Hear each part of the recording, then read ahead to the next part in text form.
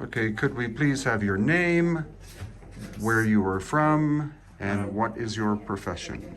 Yeah, Martynas was from Lithuania. It's in eastern part of Europe.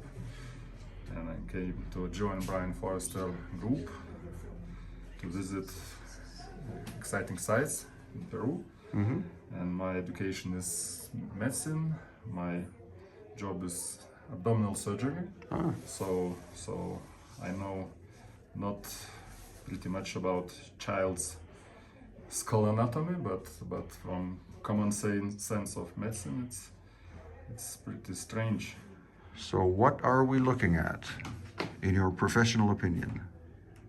So we are looking, I think, at mummy of very, very young child in his first years, some, according to the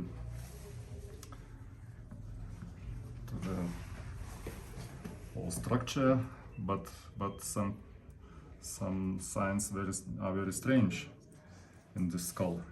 We can't judge the whole body because it's wrapped and pretty destroyed. So we can judge only, I think, the skull.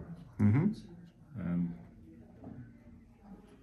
what's the first thing, Martin, as you look at this with the shape of the skull? Yeah. It's elongated, Yeah. but the proportion of the face and the eyes, we'll talk about the molars and the teeth in a second, but how does that impact you and what does that suggest? yeah, obviously, skull is not normal for human. For human child, it's obviously elongated, but I think we cannot see any signs of artificial elongation, like bending. It seems like natural shape of the skull,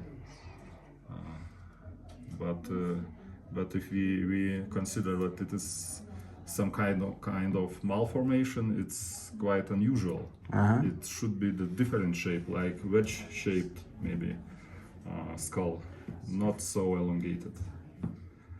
And of course, orbits seems to be too big for like in proportion with the face. Yeah, you can see with the eye sockets, and I'm glad you're mentioning that, the eye sockets right next to the nose just dominate the face.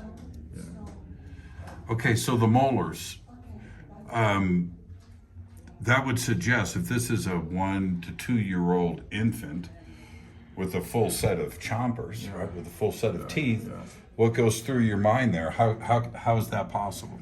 It's impossible. If it's a human child, normal human child, I think it's impossible, because we can see fully developed teeth, and for 1 or 2 or even 3 years child, it's impossible. Well, Dr. Elizabeth Burks was just here, and she said she thinks the dentition is more like an 8 to 10-year-old. Yeah. You agree? Yeah. Okay. It could be. Now, what if you can take a look to the side and where the spinal cord is balancing on the skull, does that look natural to you? It's quite difficult to say from this perspective. You have to measure, to wait, to make some experimentation, but I can only speculate, but No, speculate as to what you think you're looking at. Is this a hybrid? Is this a deformity, a disease? What do you think we're looking at? I don't think it's disease, because it should look different in different way. It could be hybrid, but I don't know, because it looks very strange, not usual for normal human. Okay. Well, I've had it out of the case before, and the foramen magnum is about 2 centimeters back from the balance point of a normal human being. So it's about as far back as it can go. That would be a genetic condition. Yeah, maybe, yeah. makes sense.